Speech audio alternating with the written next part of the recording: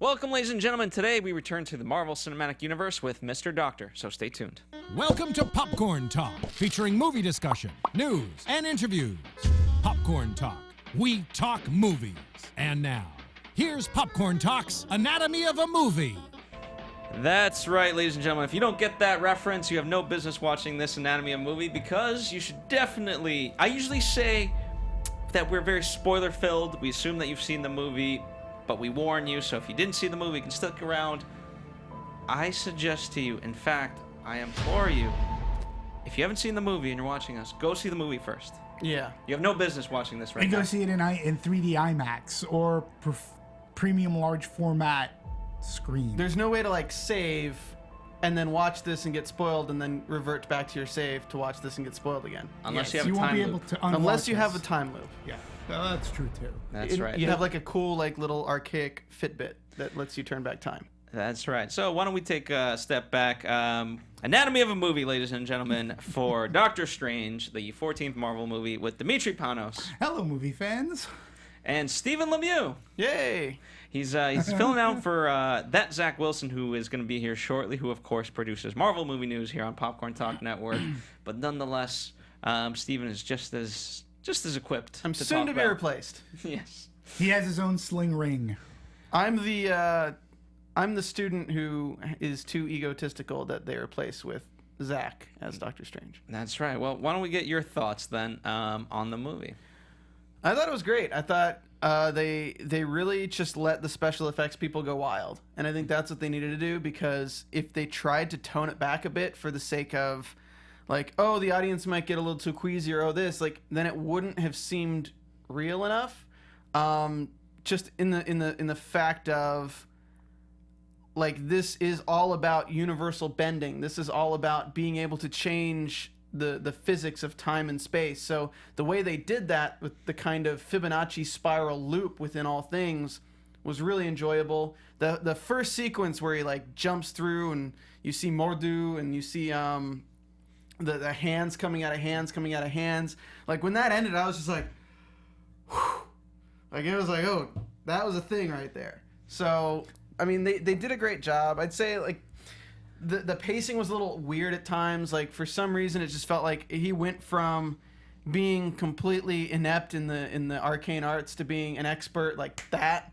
The fact that he went from okay, he can make a bounce hole to jump with his loop ring, to already having his string weapon that he can whip and fling around like that super easily. I don't know. There was some weird pacing issues with him coming into his own with his powers, but I mean, once you get past that, the movie's great. I mean, it's really enjoyable. There's not really anything I can point out that I'm I hated that. So, Demetri? For me, it's another fine chapter in the Marvel Cinematic Universe. I think it's a trippy, fun adventure that truly did look stunningly amazing in IMAX 3D. And while the movie it's literally 2 hours of setup and exposition, because we gotta teach this audience the rules of this universe, and they're a little bit more eccentric, a little more intricate than other Marvel. It's not just introducing a hero and what said hero stands for. This is setting up a whole spell casting, mind bending, twisty kind of thing that you have to prime audiences for, and you have to do it so that they understand and don't give up on the process. So I thought they did a really good job. I felt really primed of the rules of that universe, and I thought Cumberbatch was really good. The only nitpick was I felt his accent at times seemed a little forced, uncomfortable. Yeah. I'll tell you, for me, the standout for me was Tilda Swinton. I felt that her nuanced performance really stood out, and being this fall, we have seen a steady stream of, I think it's fair to say, stolid sequels. To see Doctor Strange was refreshing. Mm-hmm. So I had a really fun time watching this movie. Good times. I overall enjoyed it. this is no fault of the movies, but even though it was different, I felt like I'd seen it before. I've watched too many Matrixes and Inceptions and whatnot. And so the new thing that this brought was the 3D aspect of it, and I thought that could have been enough, perhaps, where I would have been like, oh, this is so new and so cool. But I'd just seen it, and so I really had to hang my hat more on the story part of it, which I thought was great. Overall, a couple of issues. To your point, I thought Tilda Swinton, Tilda did an amazing job in terms of the jovialness of the character. Too many times we've seen take like a Morpheus, too serious for his own good. Yeah. It's a good point. It's a good point. So I thought that worked really well. The comedy didn't quite work for me from his perspective. I thought he was just fishing for certain items, especially like Benedict Cumberbatch versus Robert Downey Jr.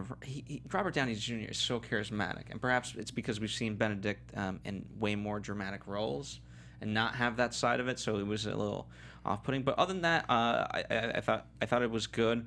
I actually, to your point, Steven, I didn't mind the pacing only because I felt like, because it is another origin story, we know what has to happen, and so let's just kind of put it in, but not spend too much time on it, and let's just get through it. Yeah. To argue that, though, like, I would have liked a little bit better to build up for the ending, though, because as you guys are watching this, you've seen the movie. The ending just seemed a little too easy, and not in that it was like too easy in the fact that he's dying over and over again. It's that it seemingly didn't wear on him at all that he was killed over and over again, and they give no sense of time. I know you're in the dark dimension, so there's no sense of time, but like it felt like it was super easy for Doctor Strange to die over and over again. Like, you don't get a number count of how many times he died. Like, I would have liked something to show, like, that maybe he was doing that for, like, 150 years or 200 years within the Dark Dimension, dying over and over again until Mordo, whatever, what was it? Dormammu makes the deal with him. Like, I would have liked to see some form of wear and tear on Doctor Strange as well, because it just seemed like, gonna die again, gonna die again, gonna die again. Like, you're being impaled. You still have memories of every time you die. Like, I feel like, I don't know, the ending was too easy. Yeah, I mean, my only argument to that is that they purposely left, I know that they purposely left that ambiguous, and that's fine with me. I want to bring up to your point, yes, this movie was definitely Inception on steroids. In fact, at the end credits, it would have been nice to have seen, and a great thank you to Christopher Nolan for developing, this gimbal and this, it was, but there was a little bit of 2001 in there. I mean, that magical mystery tour that he took was insane. Oh my God. But it looked so awesome.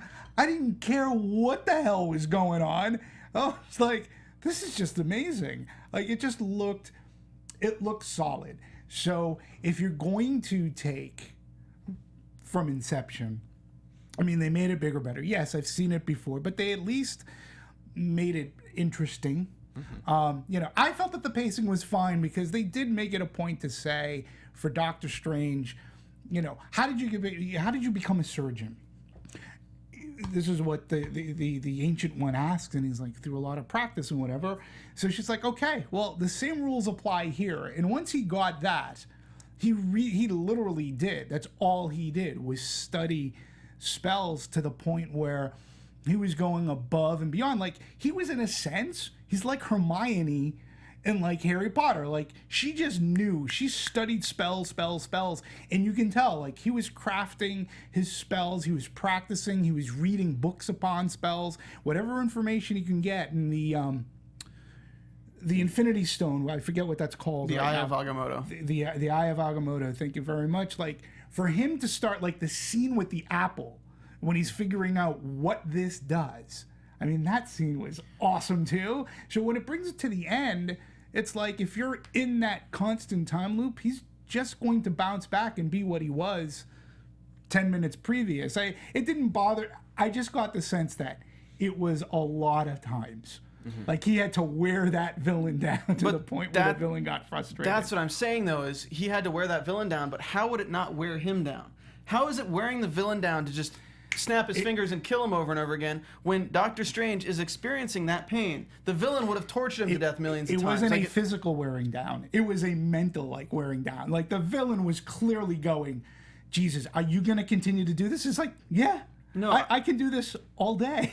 I know, but I just feel like there could have been more mentally wearing down on Doctor Strange's behalf as well.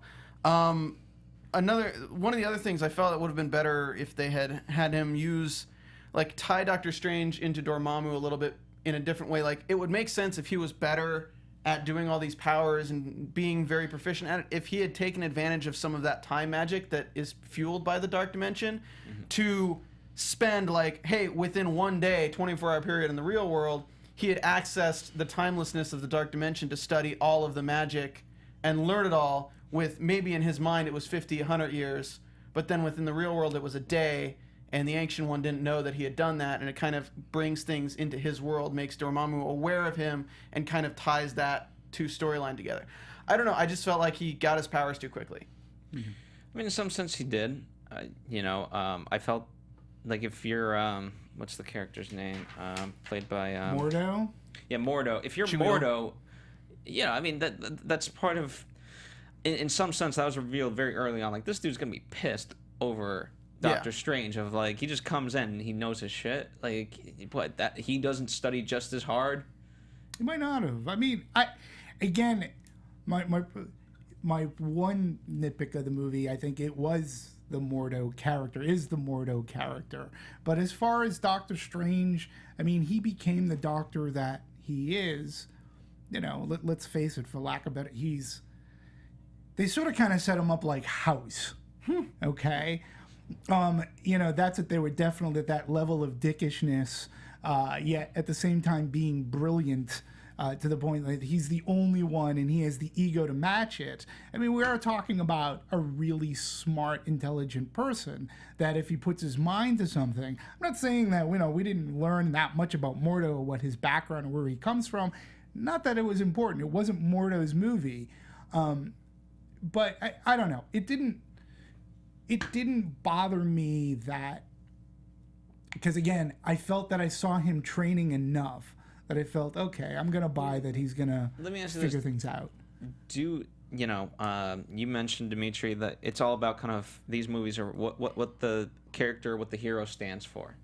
Did we sort of learn that about Doctor Strange? Like, he's an arrogant prick, and I don't know if he changes much.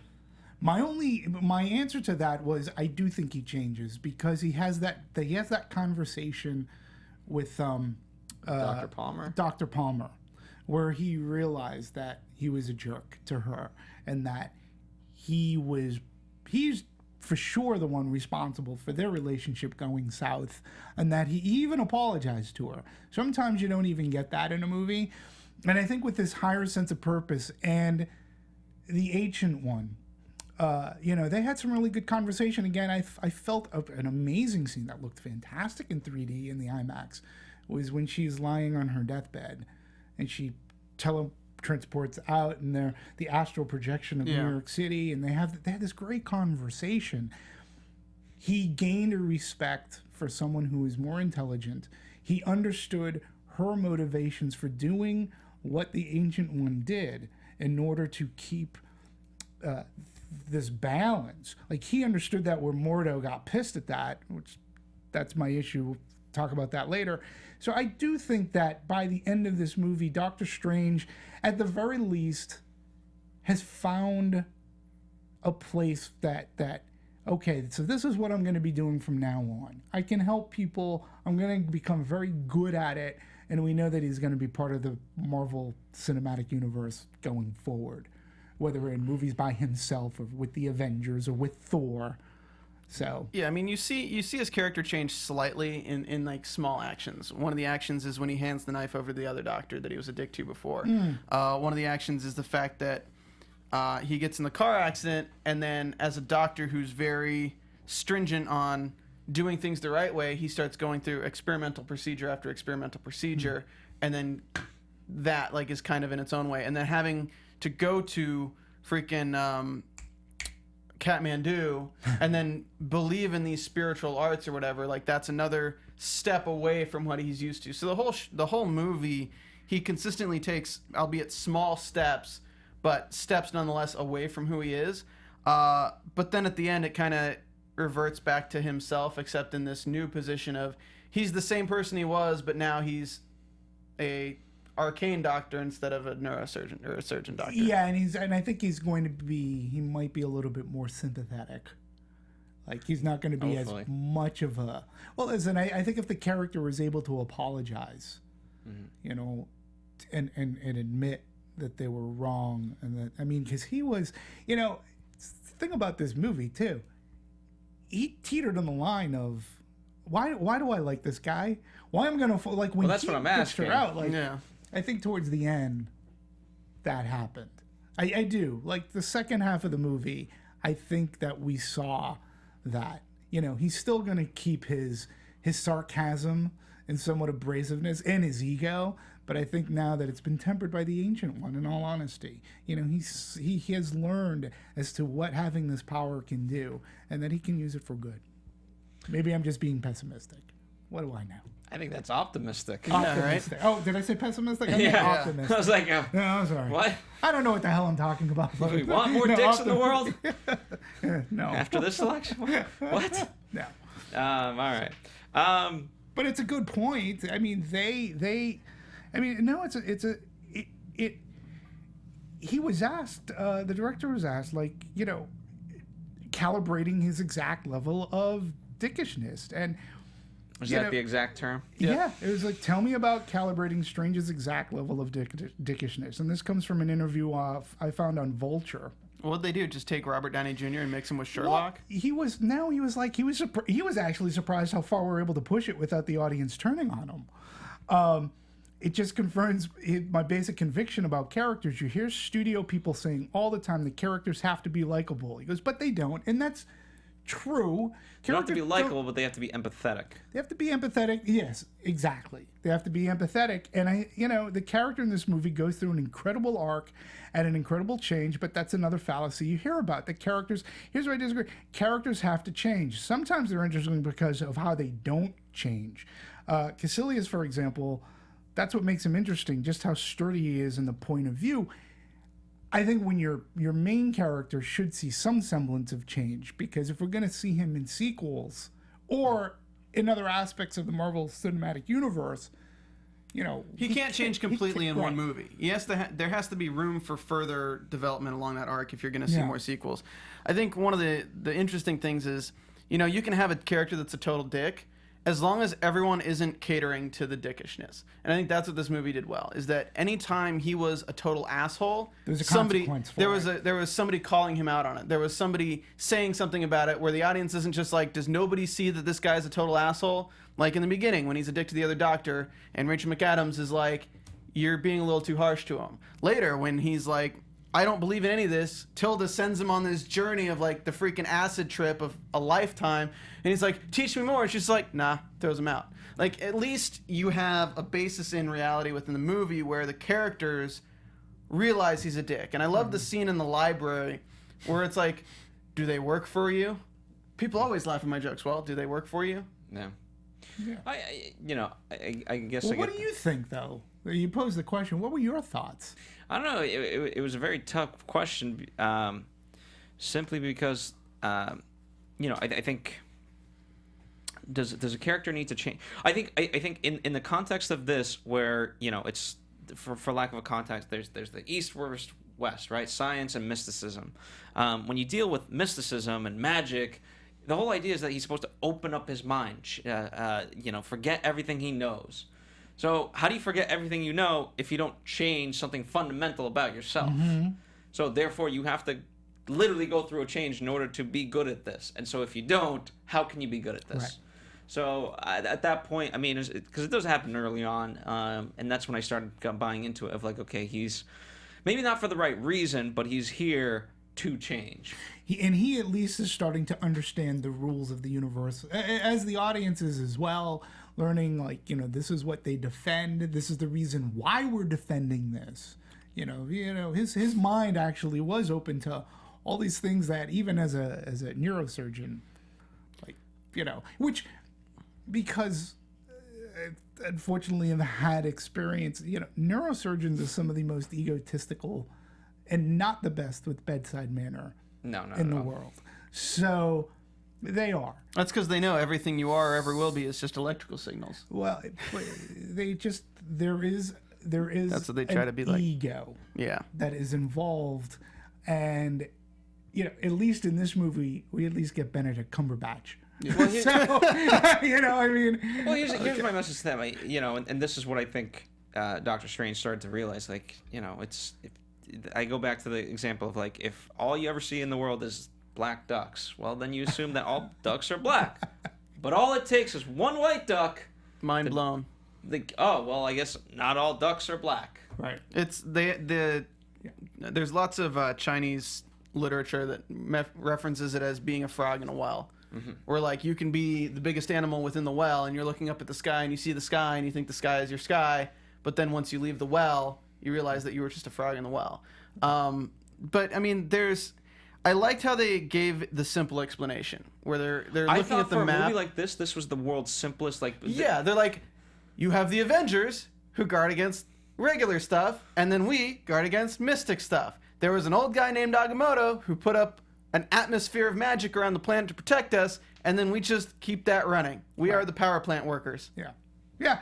And again, I think that's what the MCU has done rather successfully, because you can say, well, why didn't Iron Man call in the Avengers? Why is this not Avenger worthy? Because they're facing off foes who are set on conquering the world or doing something. So they've really set up that, well, no, this is an Avengers story.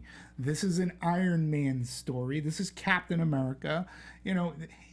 At times we're going to bring them together for the greater good or bad. Captain America 3. Yeah. So, But look at it. Look at from a perspective of the Avengers in this movie, right? Look Sure. at every event that happens, right? A random building in New York explodes. A random building in Hong Kong explodes. There's nothing that has consequences for the outside world on a massive scale that could alert anyone in the Avengers to actually be part of it until Hong Kong, where Dormammu's already invading and dissolving the planet. But at that moment, you're literally experiencing the entire end of the movie within maybe a 10-minute period that gets rewound. So by the time they would be aware of anything, time has already stopped and is being rewound and is already being solved by the mystical arts. So after that whole scene, everything with Dormammu being beaten and the bargain and everything, the Avengers know that a building got blown up in freaking New York, and a building the London building didn't even get, so a building blew up in the world somewhere. Yeah. Are the Avengers going to be contacted and go after everyone who's going to blow up the building? And even to that point too, we do see in one scene the Avenger building being folded over while they're in that mirror universe. We know that it exists there, but the thing of it is too, and again, it's a great point. Our villain, our Dormammu was he was bested by a singular hero. Doctor Strange was able to do that. We know that we've already been primed about Infinity Stones. Yeah. We already know that, what's that thing called again? Sorry. Eye of Agamotto. The Eye of Agamotto is powered by an Infinity Stone. It's the Time Infinity Stone. And we know that this is going to play into a bigger Infinity War Avengers movie in which Doctor Strange, will be a part of, because that's not something he will be able to handle on his lonesome. I mean, previous movies prime you for a lot of the themes in this movie. You have Ant-Man really takes you to the nether dimension in a way. A lot of the things that you see when he goes on that journey are things that you somewhat also see when there's Ant-Man. a huge theory about getting Small. And then you also have the Infinity Stones, as you said. But then you have magic from Thor. So Thor is just explaining magic in a different way, which changes dimensions. So, I mean, Agents of S.H.I.E.L.D. plays with parallel universes. A lot of the Marvel identities kind of have played with all the themes that take place in this movie. So it's not too much of a jump. If they made Doctor Strange 10 years ago, people were like, what the hell is going on? Well, yeah, and this is something that I'll just bring it up now. I'm going to bring it up now. When do we get to a point in the Marvel Cinematic Universe that were people who weren't even born when Iron Man came out, okay, that they're going to put in the time to Well, watch luckily, all it was this. only 8 years ago, so kudos. I to them. understand. I get that. Well, actually, that's a great point because this movie has a very easy entrance. Mm-hmm. I don't have to know anything about any of those things. It helps, but I don't have to. Yeah, but it's just like comics, though, Demetri. No, I understand. Well, I hear what you're saying, but reading a comic to go to a movie in today's world is almost as much effort as people reading a book. I mean, people aren't shelling out their money to go to movies. Now, Star Wars makes it easy. There are technically only 4 movies you have to see. 4 movies can be done in a night. You can watch all 4 Star Wars movies, know what the hell you're talking about. This is what? The 12th movie? 14th. 14th movie in a cinematic universe that crosses over, ties into stuff. That's a lot of movies. That's a lot of effort for someone, say, 20 years down the line, and if they're still probably going to be making it, for somebody to come in. But it doesn't really matter, because when you look at pop culture, all of these heroes, whether it's Thor or whether it's just honestly taking the mythology of Norse mythology, whether it's Doctor Strange and then every other thing that has to do with magic or runes, whether it's taking Iron Man and then every show that has somebody in a suit that's an android that's based on Iron Man. You're exposed to all these themes that these characters have started, that when let's say you don't see any of these movies and you watch Avengers, you won't get some of the inside jokes, but as soon as you see a guy in an armor suit, you're like, okay, he's an android kind of guy who can do this. As soon as you see Vision, you're like, okay, he can float and he does this. Like, you kind of just don't even question it. I didn't know who Martian Manhunter was before Justice League, and they introduced this character, and I had no idea, and literally I was just like, who the hell is this character? And then I'm like, okay, he does this, this, and this, and this. Okay, I'm good.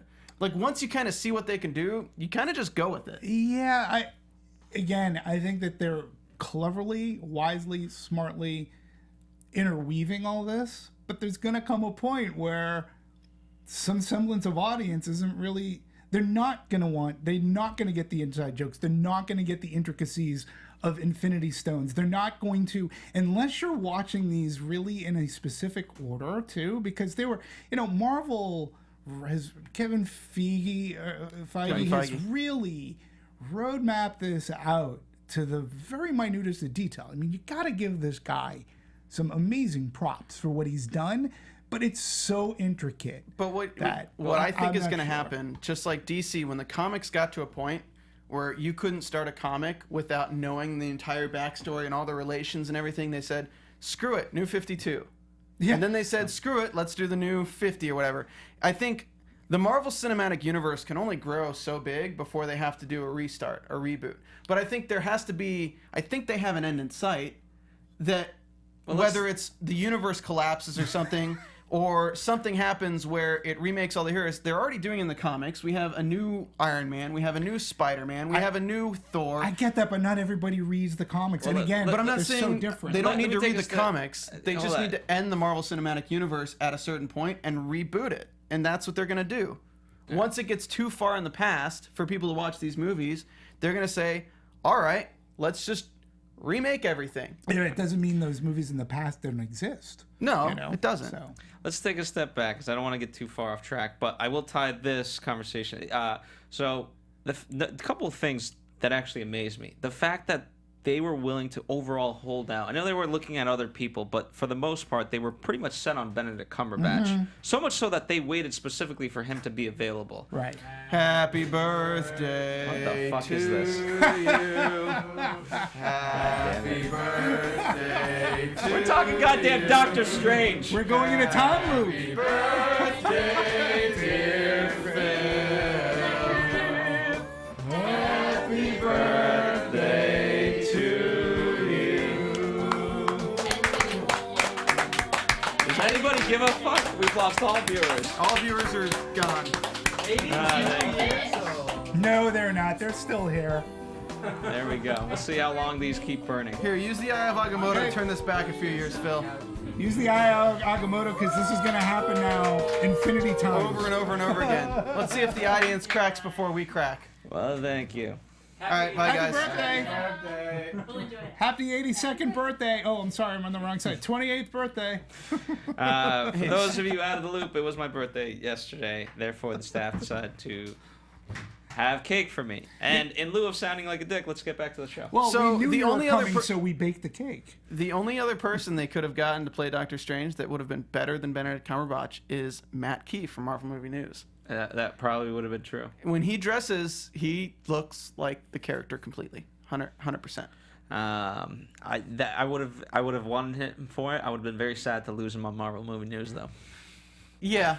But then, okay, so tying it into the debate that you guys were ready to have kill each other over, because here's the thing, that messes up the movie timeline. You have to kind of now fit it, and I know it's not the biggest thing in the world because it is an origin story, but it's somewhat, I don't know how much it did affect or did not affect the full timeline, because we're talking a full 2 years, give or take, that this movie took before it, hit of when it was intended. Luckily, what they did, you could honestly say that this movie could have come out before Avengers or after Avengers. And honestly, the only thing that they added in to make you know about that is the scene where he talks about the Avengers underneath the planet, and when they special effects added the Avengers Tower. Those are the only two references to the Avengers, really. Yeah, well, let's. There was a great thing that I found on Cinema Blend that asks the question, when in the MCU does Doctor Strange take place? Apparently, this has been going back and forth. So, guys, let's start with what we know. Over the weekend, several fans asked Doctor Strange co-writer C. Roger Cargill on Twitter if the movie is set before Captain America: The Winter Soldier. Remember, Jasper Sitwell named Stephen Strange as one of the Project Insight's potential targets, and a benevolent sorcerer would definitely classify as an enemy of Hydra. However, Cargill debunked that idea, saying that Doctor Strange begins in 2016. A brief shot of Avengers Tower, as you just pointed out, confirms that, meaning that the events of Age of Ultron have already occurred. So when we meet Stephen Strange as a surgeon, it's early 2016, though it's harder to determine the month. I'm guessing it's guessed maybe February. Okay, so at the beginning of 2016, if we're starting off there, Stephen Strange, still a surgical superstar, car crash. Then he spent approximately 2 months in physical therapy, they're saying. By the time he told Christine Palmer to leave his apartment, let's say that was early May. So then the timeline goes to his training in the mystic arts under the Ancient One, Mordo and Wong. Unfortunately, it's significantly harder.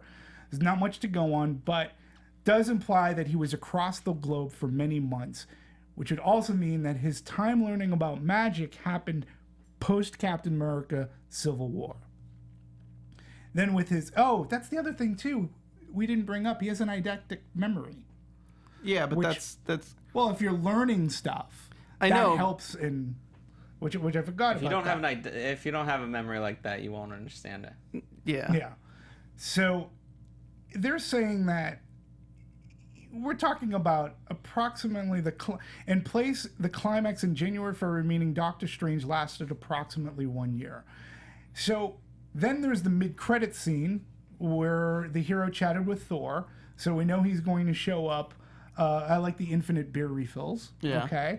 So it's still unclear whether Stephen Strange will actually show up in Thor, but since the God of Thunder asked for Strange's help in finding Loki, one would logically presume that they'll begin their search immediately rather than wait around. So if Ragnarok takes place in November 2017, which is when the movie comes out, that means this scene takes place days or at most weeks before that story kicks off, placing that in October.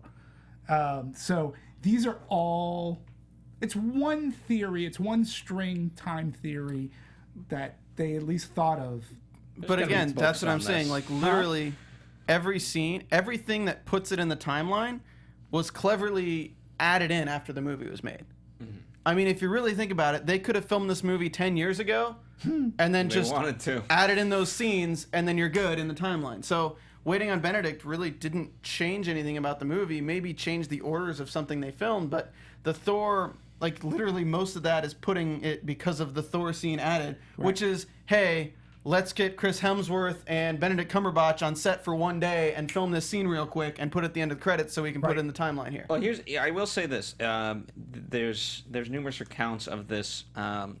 They got a lot more time, and we know, like, we've talked about superhero movies that didn't quite have the time, such as X-Men Apocalypse, but it allowed them the time to really write this. And especially if it's the first movie, you want to kind of set a tone, and then afterwards you can kind of perhaps now you know what the tone is, what the visual is. So I'm glad they got that, because I felt it could have been too rushed, and it could have been a failure. A complete failure, especially again with the intricacies involved in trying to prime an audience. In a cross section, in a crossover audience. I mean, you had all quadrants, right? You got to educate them. They didn't make it boring. They made it fascinating, but it's something that you needed to know so that when the next movie or the next time Strange appears, and when he does this with his sling ring, you're understanding what's going on. So when he's in the mirror universe, you have an idea, because the first movie, I think, did a really good job of bullet pointing what this is all about. Because you have to gear, when you're making a movie, the first assumption must be, a lot of people don't know who this guy is.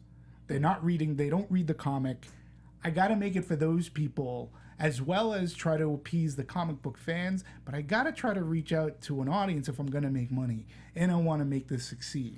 It's just, what I got from the movie is it felt like the people who write Doctor Strange wrote the movie. And I would say that's a good thing. That's a great thing. That's the thing. It's like you look at Spider-Man films and you look at the Fox and the X-Men movies, and they don't feel like they're written by the people who really created these characters and the people who really made these characters good in the eyes of the fans. This movie felt like it was a film created by people who have consistently written this character. And that's why it was good. That's why Deadpool was great. It was written by people who love Deadpool. So that's why I'm just glad that they didn't sell the rights to Doctor Strange to another freaking studio 20 years ago thinking it'd be big someday. Well, I mean, John Spates, who's I guess he gets credited, it appears like he's like at least the main writer on this, was a Doctor Strange fan. He understood the universe, and he at least understood that. So when it came time to writing, and he has an interesting story, because he had a meeting with them. He Right. pitched them ideas, and they were like, "Okay, great. Okay, you don't have the job after a certain point." And there was a conversation between him and his agent, and the agent's like, "Just call him back." Yeah. and then he called them back, and he got the job. Yeah. So sometimes do that.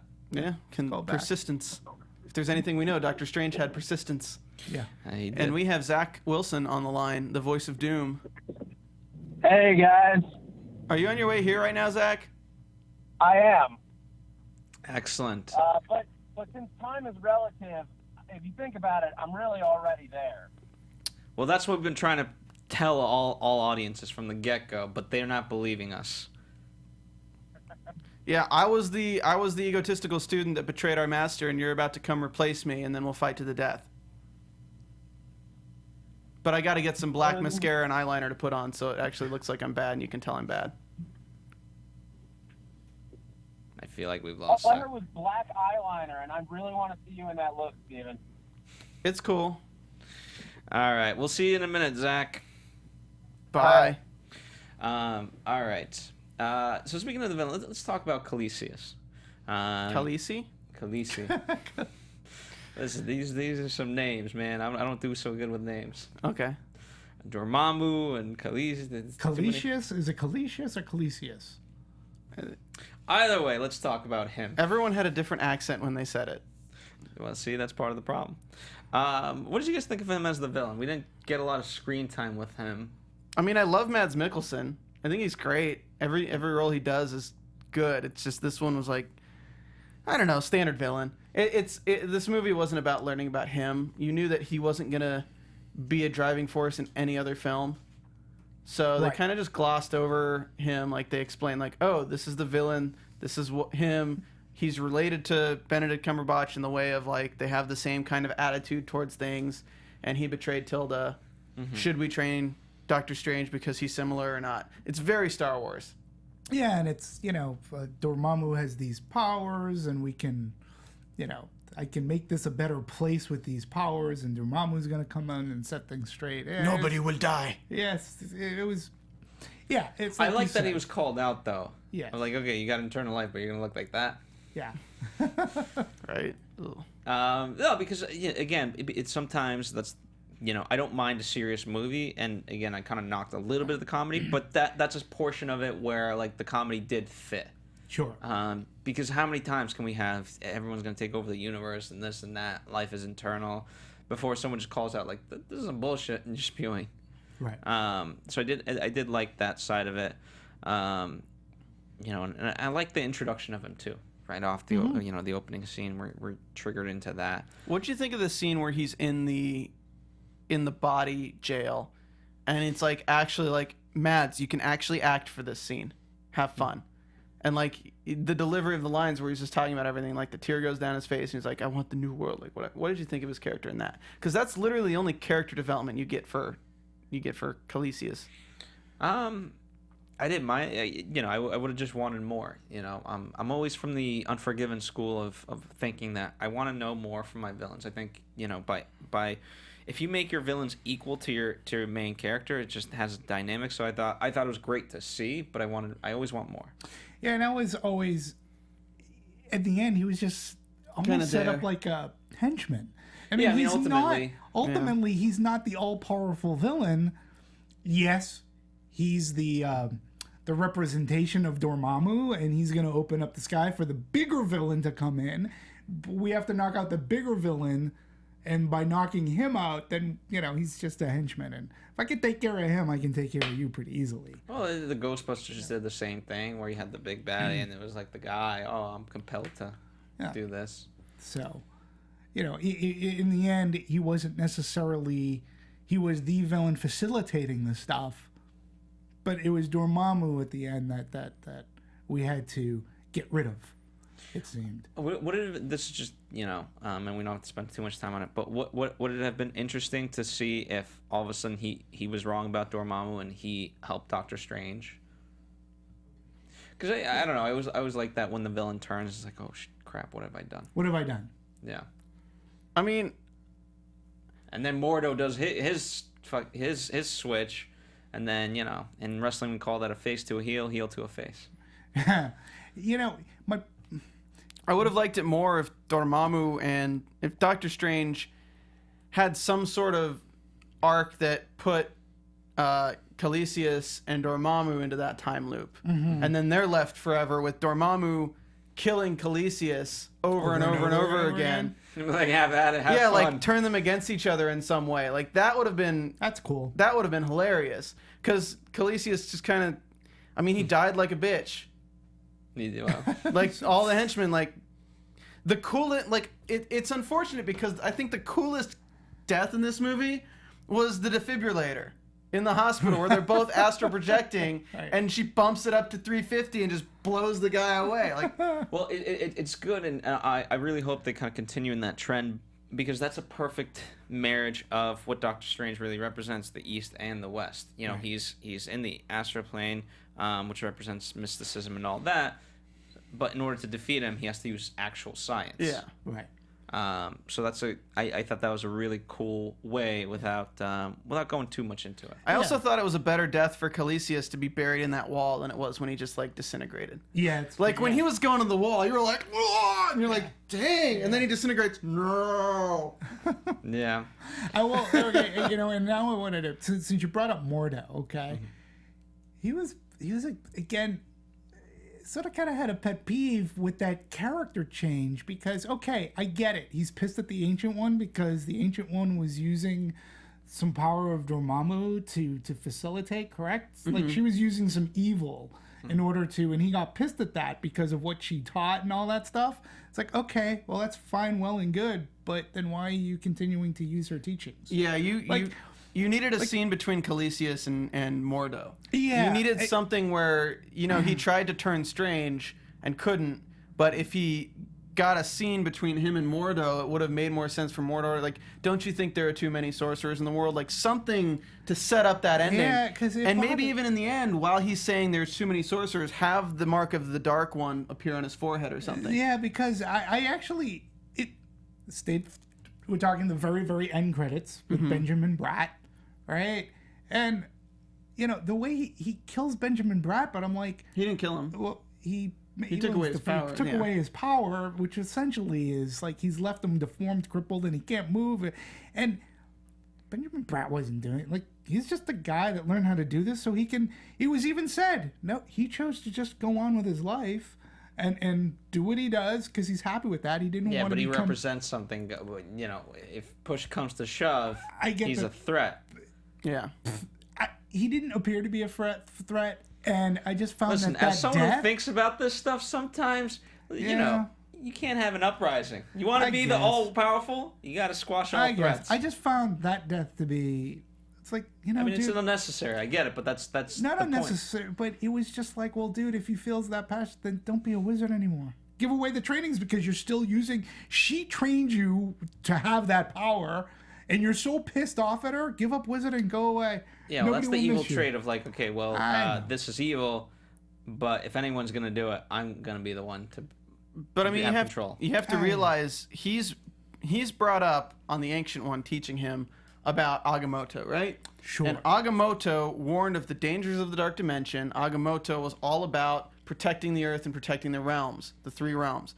And she broke the rules of Agamotto. So as much as you want to say that, oh, why is he doing this because she taught him this way, he was brought up on the teachings of somebody who isn't her. She was making it very strict on him, and she broke the rules. So why is he going to listen to her, and why is he going to believe in Doctor Strange, somebody who she brought in, who also broke the rules? To be fair, he wanted him in. He's like, well, Yeah. Yeah. so let's Yeah, not forget no, that. Yeah, I just then if you're so pissed off, stop being a wizard. Don't use your powers. Go away, because she trained you regardless. You're a wizard, Mordo. You're and part of it is about she has the wherewithal to pick these people because she finds some semblance of their character in which they can be good. So he was selected to learn this stuff because she believed, the Ancient One being, that he could put his powers to good use. What I think just makes more sense though It's is being nitpicky, I get it. But. with Mordo's development and with the scene we got with Thor, I think it leaves a lot of room for development with Mordo and Loki. I think those are going to be 2 characters that interact a lot. And I think that's going to be cool because Loki is a sorcerer. Interesting. Well, here's a quote from Derrickson, the director. He felt Mordo was a fundamentalist, saying, when someone gives themselves over to an extraordinarily strict moral code, the process of breaking out of that is a violent one. He becomes disillusioned with the Ancient One's moral contradictions. The difference is Strange can accept the contradiction.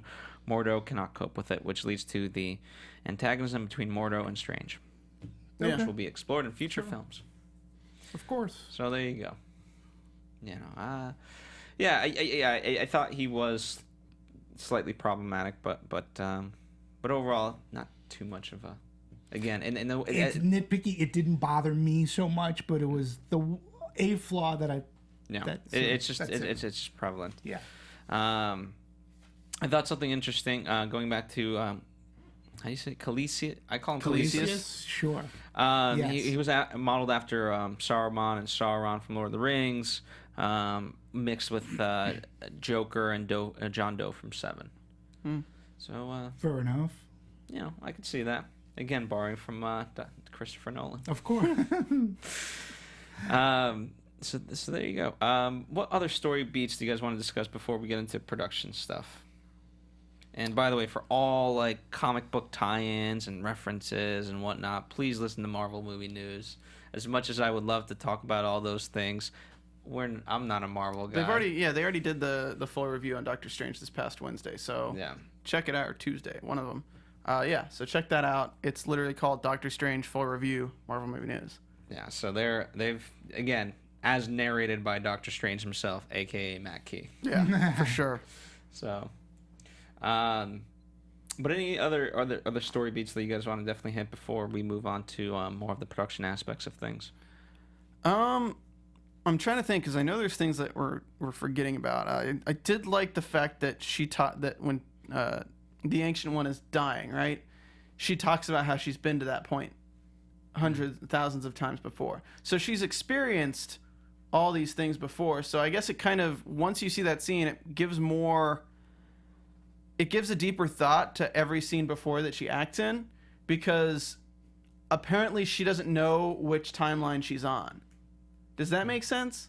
Because, I mean, if you look at it, like, you could say that the Ancient One knows everything because she's been through all the timelines to get to that point. She just can't get past that point. But it also shows that she's not all-powerful, because when Doctor Strange is on freaking Everest, she doesn't know if he's actually going to come out or not. So apparently there's multiple timelines in which Doctor Strange died on Everest. Perhaps.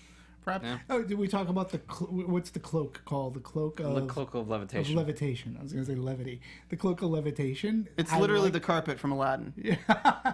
It was Different color, but that part was cool. Like, you know, but as far as plot beats, I think we've at least the main ones. Yeah. There might be some smaller ones. I mean, I was itching to get into, you know, I was itching to talk about some of the production, because one of the fascinating things about this movie was the sling ring, the use of spell casting, and that shield.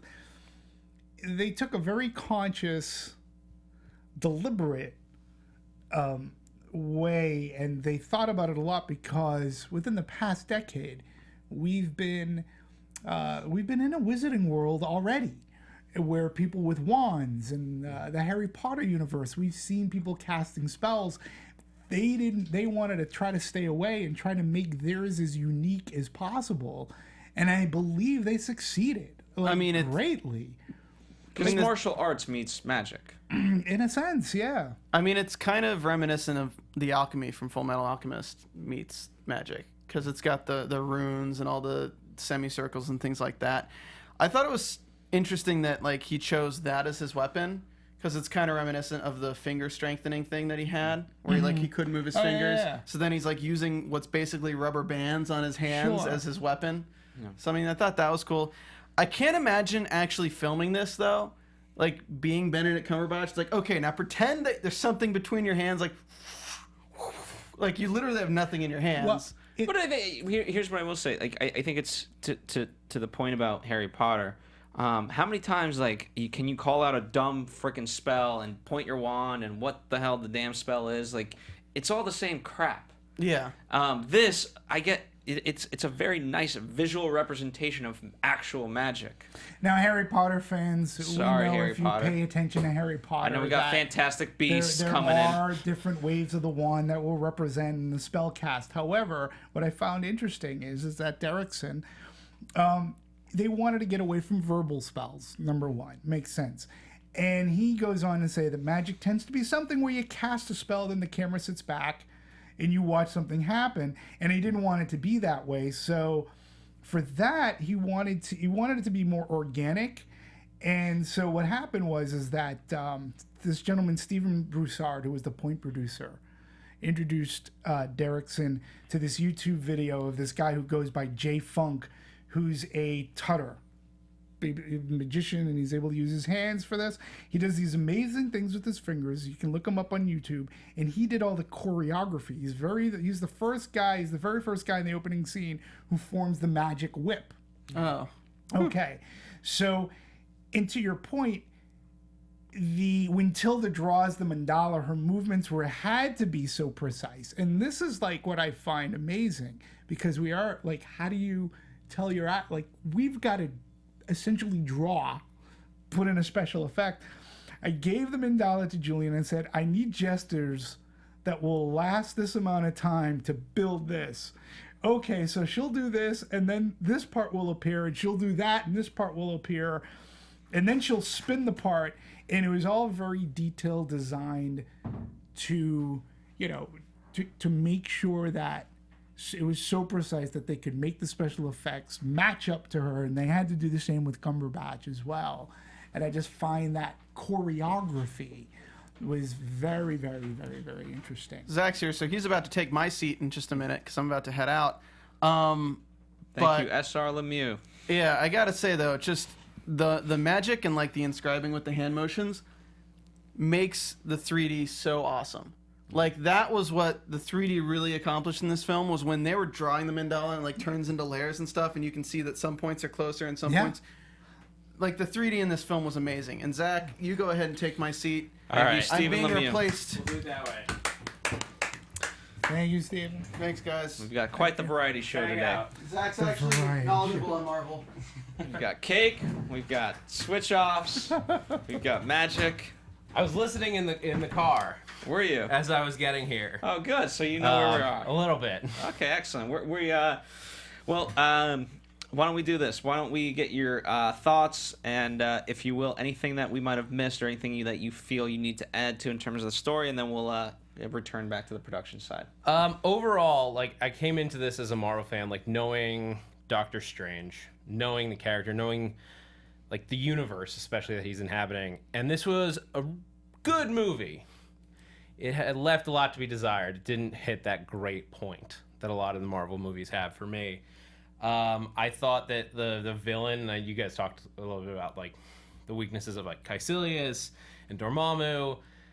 For me, Kaecilius's motivation was the major flaw in the movie. It came down to the script. I didn't know what, like, having read the prelude books that they put out for the movie, I knew, like, where he was coming from. Right. He basically had, like, lost his family to horrible things, and that was where the Ancient One found him and started teaching him magic. But Wasn't it in hopes, because we've seen this before in other movies, that he could bring them back, perhaps? that was the thing that was never outlined in any place. Like, what was he hoping to achieve by turning Earth over to the Dark Dimension and Dormammu? Like, I don't know what that looks like. I don't know if that's just like, are we just like on Earth but there's no sun because it's dark? I didn't know what the consequences were of that, and I didn't know what he stood to get out of it, because if Dormammu eats the Earth, which is sort of what they implied, where's he living? Right. Yeah. That was the big flaw for me. It's a very childhood end type of scenario, Yeah. if you know sci-fi. I love the standoff with Dormammu. I think that plus the visual effects at work here. The visual effects are unparalleled, and I'm sure we're gonna get into that when we get into production. Absolutely.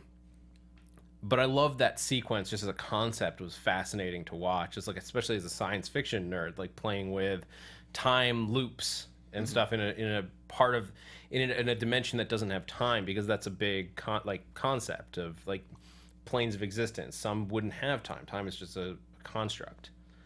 I do love what they set up, and I disagreed with what you guys were saying about Baron Mordo in the setup towards the sequel with the teaser scene.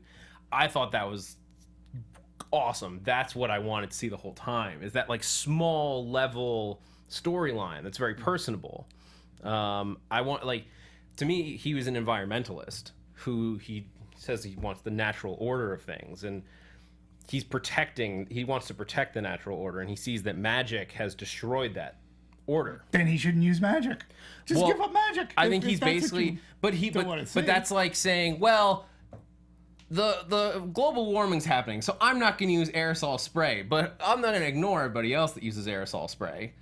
The goal is to go out there and stop people from using it, and the only way that he can is to use the magic that he has to remove it from other people. Or he can petition and protest just like everybody else. I mean, that's the thing. If he hates magic so much because it's so evil, then stop using it yourself. Like that was the one. That was just. And again, it's very nitpicky. I get that they needed to set him up as the villain. I get it. It just like. Well, then stop using magic. But he took on, if you want to look at it in any sort of way, he took on Doctor Strange's number one flaw, which is his ego. You know, Yeah. he learned that from Strange of, okay, well, it's going to be me, and I'm going to be responsible, and I'm going to fix it. Dr. Strange, or as I see it, Dr. House, who discovered magic instead of Vicodin. That's, yep. Even down to his relation, the way that he played, the interplay with him and Rachel McAdams felt so much like House and Cameron on House. That was another thing that I was bothered by in the movie, is that Rachel McAdams' character was so nothing. Well, Gwyneth Paltrow. I'm trying to, I didn't go back and rewatch the movies, but did she really have anything much in the first movie? Oh, or yeah. even the second movie? Really? Well, because it was made clear that she was his sort of moral compass. Like, she was the one that was grounding him to his humanity. Like, she was the one, when he was going to throw away the arc reactor that he built because he had made a new one, she boxed it up and put it there because she believed in him. And that she had a role in bringing him back to being like the person that Tony Stark was meant to be. Was that in the third movie? That was in the first movie. I don't even remember. See, again, going that far back. But that was in the first movie. Gwyneth Paltrow had a big role, and it's not that I necessarily needed like Rachel a love interest in this to be a big part, but her character, like, I didn't even know what their relationship was in the movie, like where It was they just sexual. It seemed like but like in that about but in that sense that like then what was the purpose of that? And I think that they're putting her there to set like Rachel McAdams like is a much bigger actress than that role was, and I think that they know where they wanted to go in the sequel with her, so they had to put the actress that was going to be that person in early. It just like it felt like a waste in this one. I just got that they had a relationship before, but it didn't have an effect on the plot, which is what I wanted. No, but outside of the fact that she needed to help him towards the middle and end of the movie. Yeah. Outside of that, she went on. And we also needed her for, Doctor Strange to apologize to, because she's the one, in a sense, moral center. He comes to a point where he's like, you know what, I was a jerk. Like we might have had something that could have been like really special, but I was a jerk to you and I'm sorry. I would have liked to see a little bit more of their actual relationship, like when it was good, so that or like seemingly good, at least to him, so that like it just felt like he was a dick to her the entire time. Like, why was she even, other than the fact that he's Benedict Cumberbatch, why were you with him? Yeah. Well, I mean, I can see it, in the sense, like, especially, a woman like that is going to be attracted to intelligence, and that, I mean, he's a brilliant neurosurgeon, so you can't take that away from him, and perhaps she did think like the two of them would kind of help the world, but they had, one works in the art, like they two completely different thoughts. Yeah. Which is why it reminded me of House and Cameron, because that is like a very much like he's so big scale, she's very little scale, and the two counterbalance each other well in that show. But yeah, I loved where Doctor Strange wound up by the end of the movie. Like the pace of him getting there was a little tough because you needed to get a guy from zero knowledge to basically Sorcerer Supreme in 2 hours. Or even if you'd given them another 30, I don't know how much more it would have helped. Like Doctor Strange, like in his best form, is supposed to be the guy you go to. He's the one who is meditating and like supervising in a sense. Like he's the most clear-headed character in the Marvel universe. So, but I love that we got one moment of it, and it was in that tag scene with Thor. At the very end, and that was the moment where he truly felt like Doctor Strange to me. That you go to him, he advises you, he helps you, he's very kind. He could be a little arrogant, but not in a way that you're like, I like this guy. No, I mean, I like that tag as well, and I thought for the 2 hours, I got what I needed to learn and know, and he got to where he is. It was earned. I couldn't have done another half hour. I think it never overstayed its welcome. It looked fantastic. I thought the pacing was on point on this, and I learned what I needed to know of this universe, so that going forward, when they bring in and make it bigger and badder and whatever, I'm at least gonna have a semblance of what the hell's going on. Yeah, so it's tough, I think, for this one without knowing Doctor Strange. I thought we could have saved a little bit money on the car action sequence and put it maybe somewhere else. Oh man, that was nuts though. That is the world's best PSA. Most expensive "don't text and drive" ad ever. Yeah, and they put that at the very end of the credits too. Yeah. Yep. Maybe they should have put it a little sooner. Maybe right as it's happening, they should have just literally put up "Don't text and drive." Well, this is what happens. Do not drive. Do not drive distracted. It was at the very end of the credits. Yeah, after I the saw thing, that. Yeah. That tag though, directed by Taika Waititi, Yeah. which is basically implying that Doctor Strange is probably going to show up in Thor Ragnarok next year. But that's where Doctor Strange, I think, is best used, is like as this companion piece and like to be like a character. I want to see these team ups more because that was exciting. Yeah. Absolutely. And I think him and Thor are gonna be, because they're Thor. He's not like Iron Man, but he's got his own arrogance. Like the arrogance matches, to me at least, what Doctor Strange used to be. Yeah. In a way. Yeah, to a sense. I mean, they both carry magical things, and they both have a lot of pride in themselves.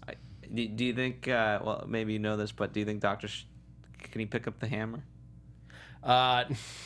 No, I think he's way too even in his current state, he's still too arrogant. Even Steve Rogers could barely move the hammer.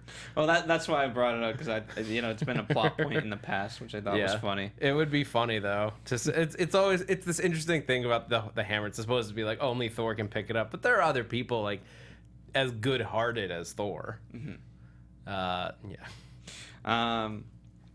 Excellent. Let's see. Let's talk about Scott, and then we'll move on to more specific production elements. But talk about another guy that just really wanted it. I mean, he kind of put a whole 12-page. He had written 12 pages for this about the astral plane, and kind of fought his way into it. Because this is a guy who's done horror, good horror, but not. I don't know. I wouldn't necessarily say like, oh, here's a blockbuster film. But he pulled it off. But it's what it's what Marvel does best, because think about all the people that they've hired on as directors. Iron Man, to give it to Jon Favreau, is he going to be a first choice? Maybe not, but we see that he has chops, and he comes real cheap, and we can probably tell him what to do. Like, when you look at the directors that they hire, especially for these first ones on, they're hiring people that you probably have the chops, but that Marvel can also keep the reins on. That's why they have so many turnaround in various were directors. Like Edgar Wright is one of the more famous ones. Edgar Wright in his right probably thought, hey, you know what?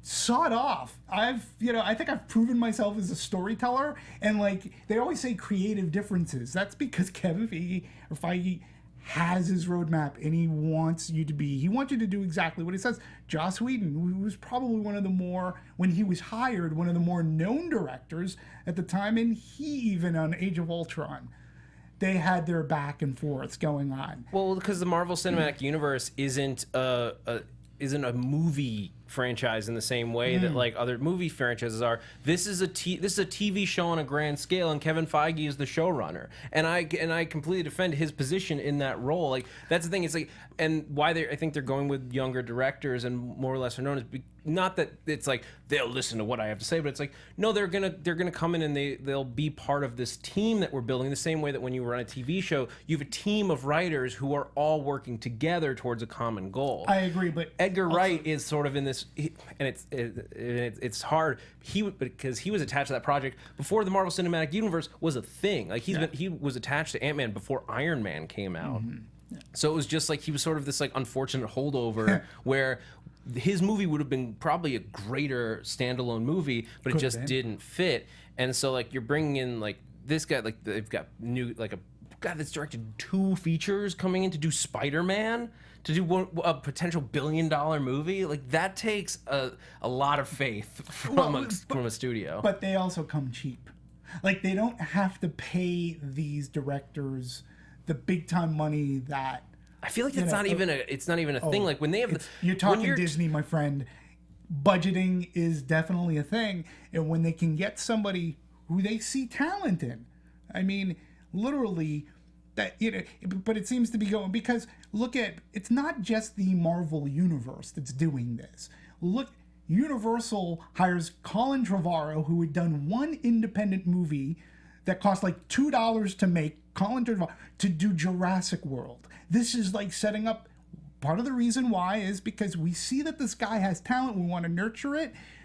We don't have to give him Steven Spielberg bucks to have him come on in. Same thing with Godzilla and Sony. Gareth Edwards had done a very low-budget independent movie called Monsters, but it's like, we see potential in this guy. Don't have to pay him a ton. We could put the budget into the movie, and when it comes to Marvel, a lot of the budgets go into the movie and the screenwriting. And into your point, I do agree that I think that they find people who can work well together. Yeah. And writing and collaborating, because they'll get that same director will do a button for the end of the next movie, even though they're not attached to that. And like movie. you have to be like Kenneth Branagh was like, he was not okay with the fact that another director was putting a scene at the end of his movie. But that's what the fans wanted, and it doesn't affect the movie, but it's the next on that you get on TV. Right. No, yeah, I agree with you 100%.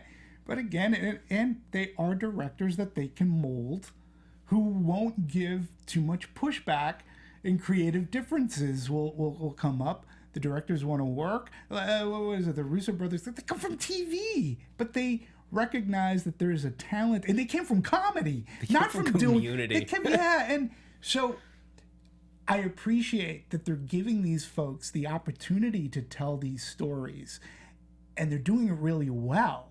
It's just funny to hear all these other stories on the other side where it's like, yeah, so-and-so, they left the creative differences. And it's because they didn't fit in with the Marvel, what they wanted to do. So they bring in somebody that's like, hey, we're going to give you an opportunity. This is a $100 million budget movie. Like, you just came from television. You're going to get paid this. We have faith in you. You're going to work with us. This is our vision. What do you want to do? We find you creative. They've mined some tremendous talent. Like these movies, like Jon Favreau without Iron Man. Come on, like look what it did to his career. So I don't know. I agree. I just look at it even from a marketing perspective. How much can you fit into a damn trailer of like, oh, Steven Spielberg, Doctor Strange? Right. Come on. Yeah. No one at that point needs that. But you're mining talent as well. And I think it's great to give these people opportunity. I can't even imagine the amount of pressure of going. Right, think about like the amount of pressure you're being given $1 bazillion to make this movie. And well, you don't want to be the next Disney. guy. I mean, at this point, like you don't want to be the guy that breaks the. You don't want to be Marvel the chain. failure. Yeah. Which I think, I think unfortunately is going to start to be a side effect of I don't want to be the guy that fucks this movie. So let me be a little bit more cautious. Well, let's and again, just saying, going into this, look what happened to the guy that's probably most notable for losing work. Now I can't even think of his name. The guy that did Fantastic Four, Josh Trank, who lost his Star Wars gig. And that was very publicly. That wasn't even a creative differences.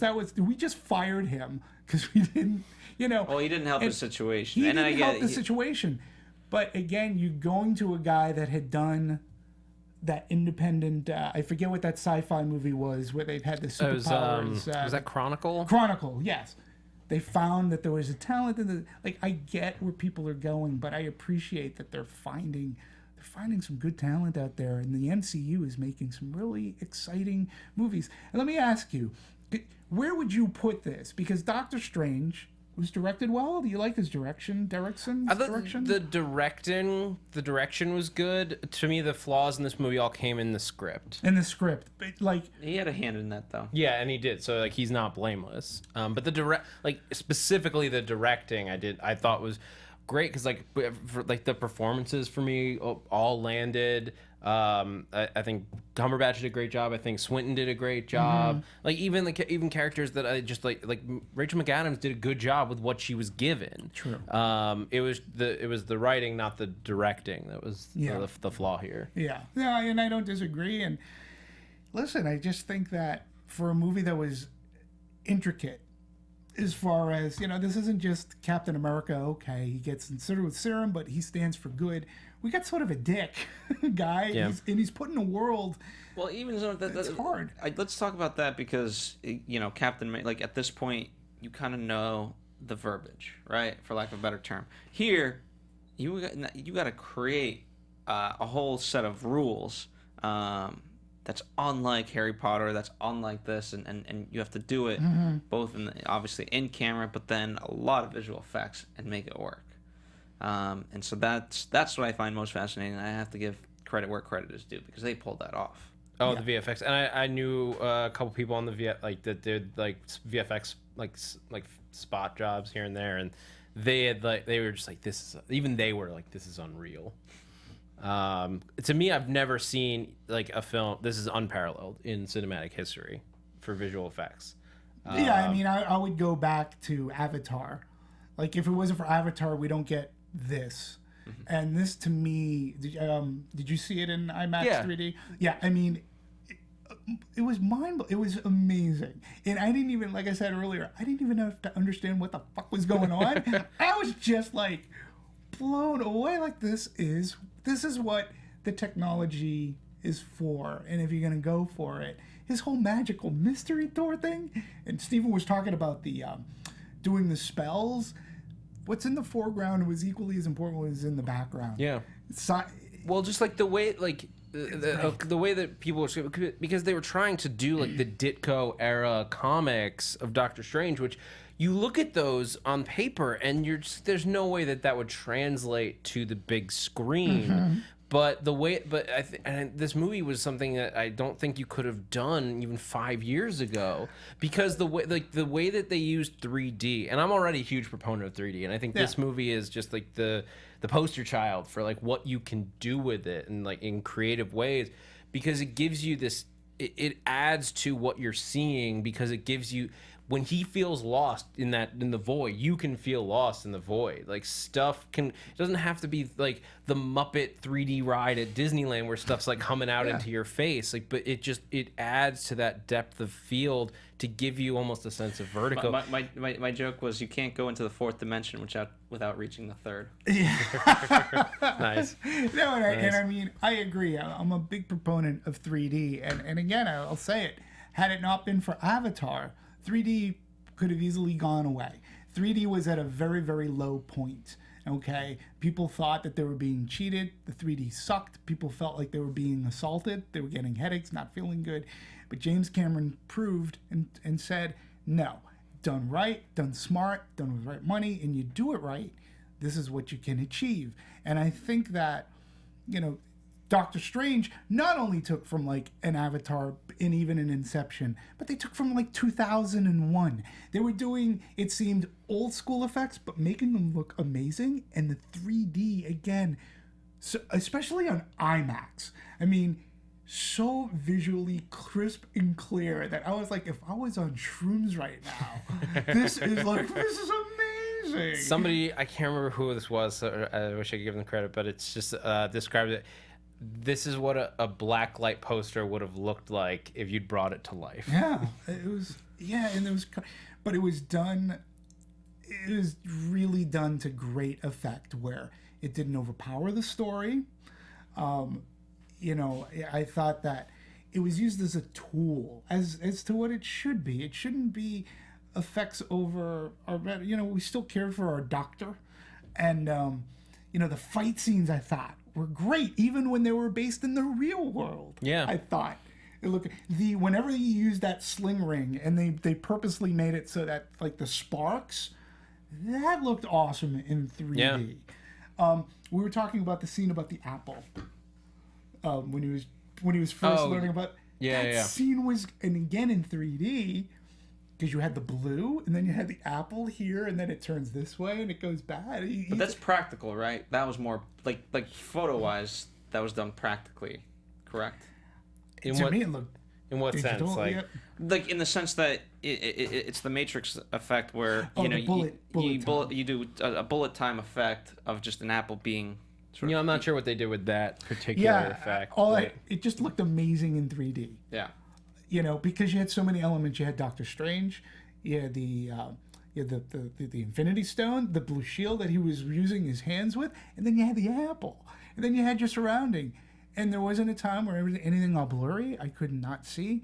It was clear. It was awesome to look at. And I was like, this is when you're gonna make special effects movies like this, this works, and it's a small scene compared to the Magical Mystery Tour and the Battle of Dormammu. Yeah.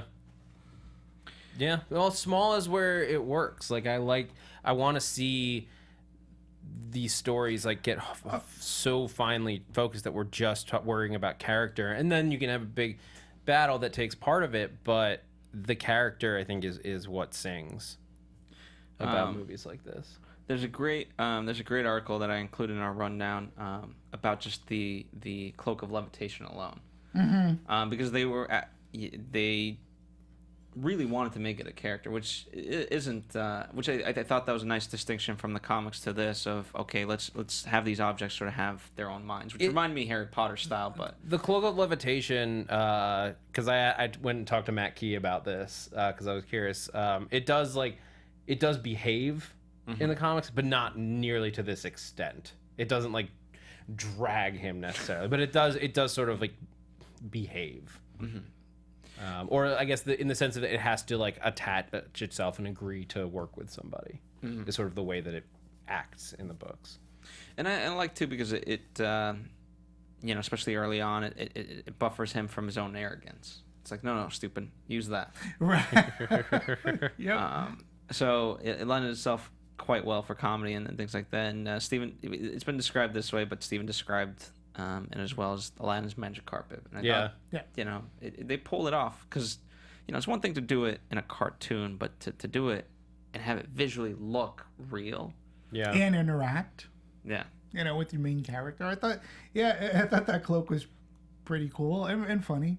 I'm glad they added, he wasn't a full character, but enough of a guidance to our main hero that he's going to need him, later on down the line. Yeah. Well, the Cloak of Levitation is such a part of like the character's look. Like you needed it, and like all the little artifacts and I think you guys already tossed like the Marvel movie news covered like all of them, but it's like even the axe that he's reaching for in that moment is the axe that he's carrying in the current runs. Like it's his weapon of choice is the axe of I can't remember. It's like Aragoth or something.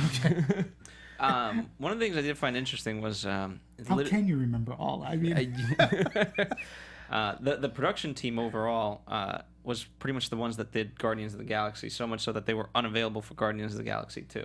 So it's good in that way because number one, they know the Marvel universe, not not that those are necessarily tied in that way, but also like that's such a visual movie in the sense of what they pull off that I think they were able to build upon that as well. So a lot of kudos to them for that. Yeah. And going back special effects wise too, the way they were filming Cumberbatch in the Magical Mystery Tour, which is actually what they call it. I won't take credit for that, but he was basically on a robotic arm. The camera's set up, and they had movable light fixtures that were going to project images onto the actor while he's being. And they sort of, again, we talk about being inspired by. So, inspired by Inception. This was inspired by Gravity. So they were using those techniques, but to a larger effect, to have them flying through this. And they just use different light sources. And then you go to the Sanctum Sanctorum.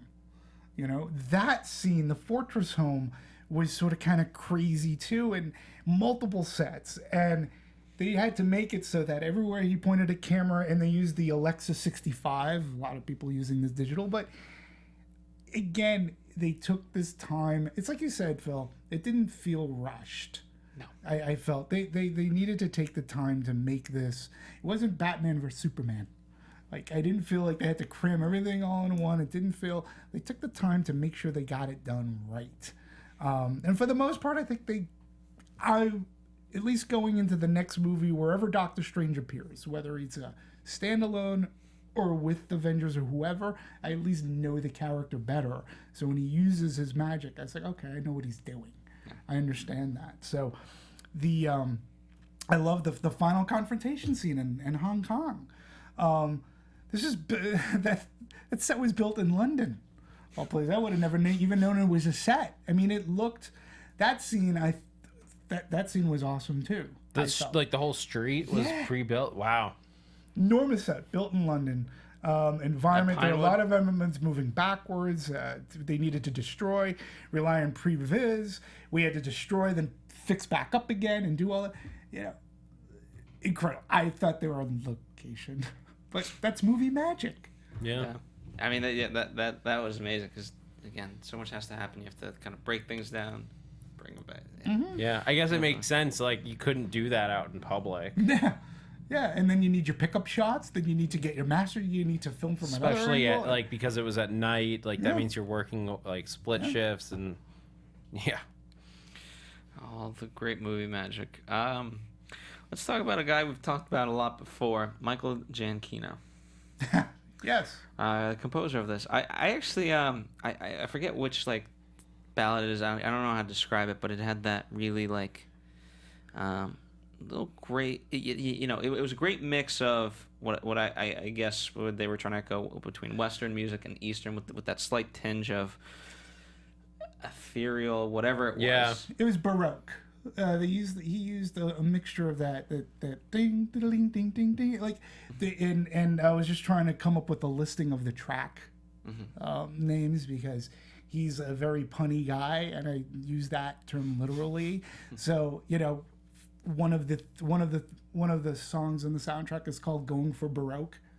So he does that a lot, but I felt that I had downloaded the soundtrack, listened to the soundtrack before watching the movie. I was like, okay, a little bit different, but I can always say like he takes a little from Star Trek. He takes from his other stuff, but he adds other elements into it. And my knee-jerk reaction too, because he also added guitar to it, was, oh no, maybe he's going down the Hans Zimmer path. I don't want the music to be so explosive that it overtakes the movie. And then I saw the movie, re-listened to the soundtrack again. It's a decent soundtrack. I mean, we were talking about it. He is the flavor of the month. I don't know if you can call him flavor of the month. He's been doing like a high-profile TV and film for like 5 years. But he's now starting to be like 5 years ago or so. Hans Zimmer was like the go-to guy that you would hire for this. Not too long ago, it was Alexander Desplat was being hired for a ton of stuff. So, but flavor of the month in the sense of like of the he's 5-6 year span. But but look at what he's been. He gets Jurassic World. He does this great job. I mean, he's getting every job down the pike. Somebody like John Ottman's got to be feeling pretty pissed, going, I can do this too. I've done superhero movies. Giacchino is a really good composer. I've always believed that he could be heir apparent to like a John Williams. He has that sort of kind of flair. There, he's doing Star Wars Rogue One, which I think we mentioned he's doing Rogue One, and he's also Spider-Man. He's also doing Spider-Man. He's going to do The Incredibles too. I mean, he really, I think more than anything, he's like, not even that he's like the flavor, but he's Disney's guy. Yeah, he's the guy but he's a Universal hired him on. I mean, this guy, his Pixar stuff, Incredibles. If you haven't heard that soundtrack, it's a fantastic soundtrack. He's a great composer. I just saw him conducting concert. They did the Lost concert series for like the 10-year anniversary or whatever it was, and he conducted the orchestra, and it's beautiful music, and that was like his breakout piece was Lost, and like since then Disney is like ours. Yeah, and I get it, but he's also done Star Trek for Paramount.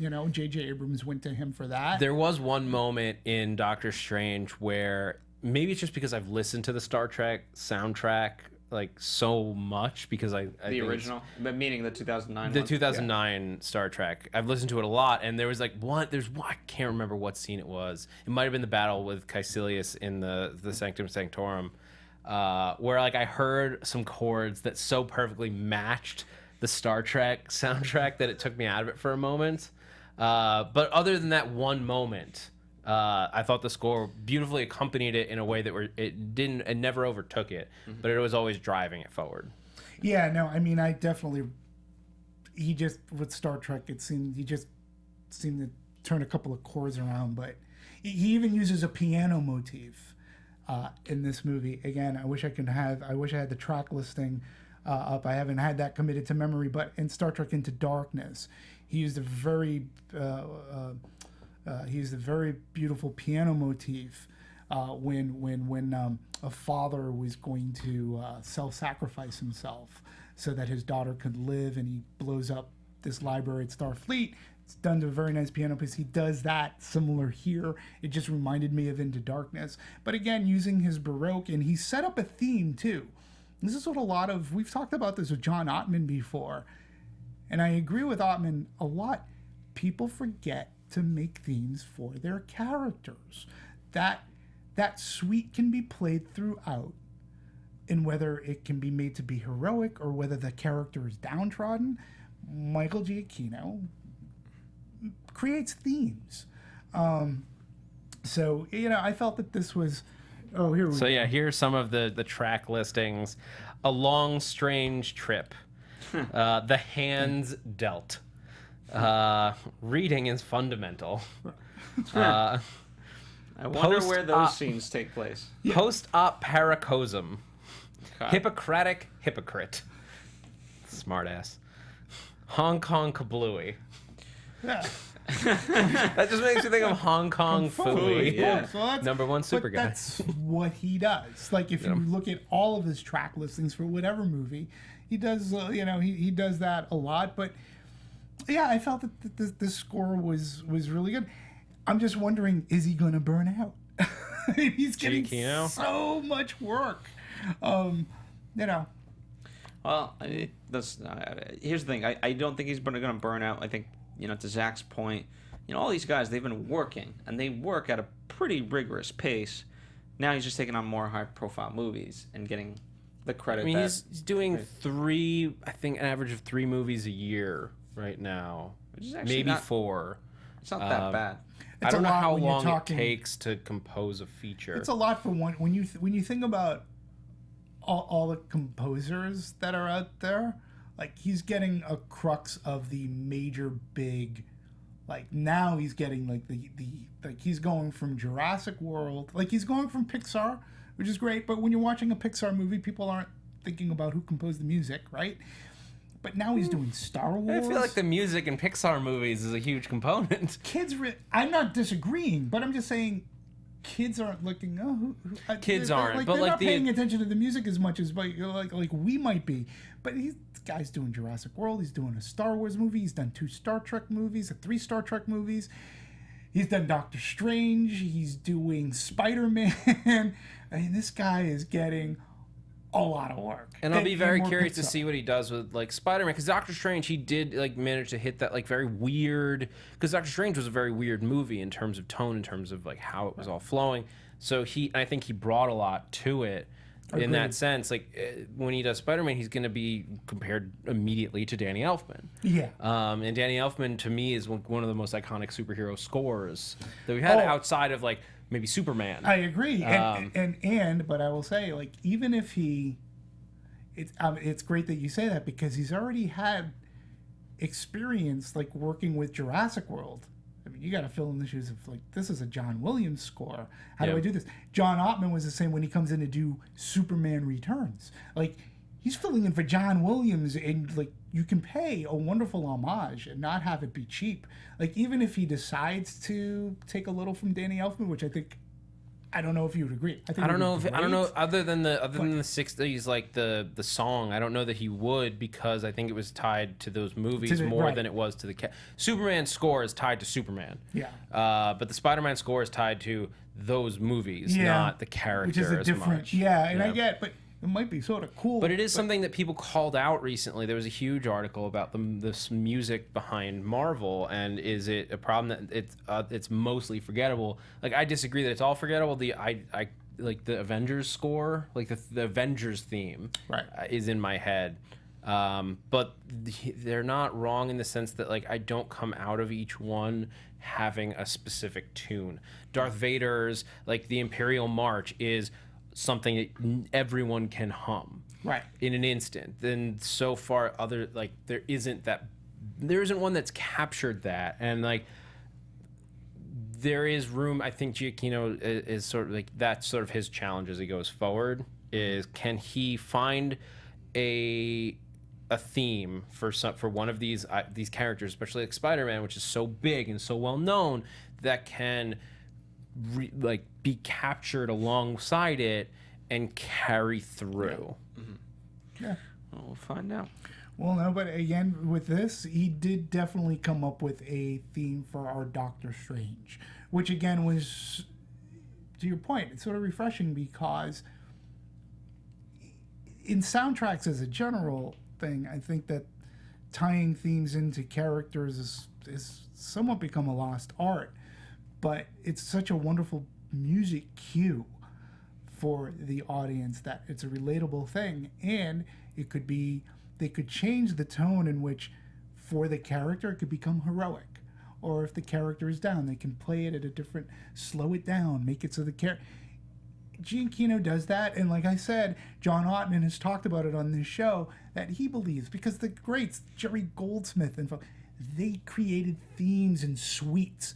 John Williams learned from them to have it play throughout an entire saga, you know, so that it does stay in your head, and it becomes, in a sense, iconic.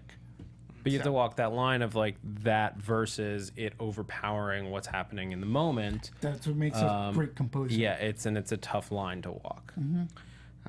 Absolutely. Obviously, there's no. You couldn't really walk anywhere without seeing Doctor Strange promotions anywhere. So much so that Zach read the comics. But I do want to ask one of the things that I found interesting. Captain, the Blu-ray had a couple of scenes, behind-the-scenes footage from this movie, and I was wondering if either of you caught that. I watched them. Yeah, which scenes were they? It wasn't really a scene. It was like it was behind the scenes, just like it wasn't anything that hadn't already been in a trailer.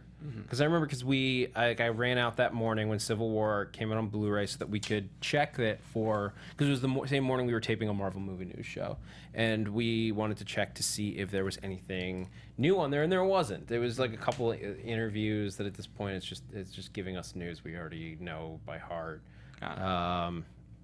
It was like some scenes of him. I know there were some scenes of him in training.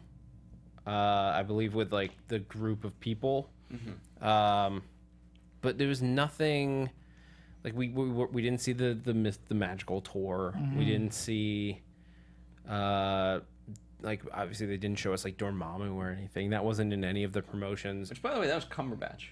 Yeah. We didn't talk about that. Yeah, it was his face and it was half his voice. Yeah. I forget who the other guy was that they doubled up with, but I actually think that was brilliant in like the trippiness of like your main villain shares like a piece of you. Yeah. I thought that was awesome. And also like in a dimension where the rules of our universe don't apply. Right. Could be a reflection upon your hero. Sound may not exist the same way. He may be hearing himself. Yeah, absolutely.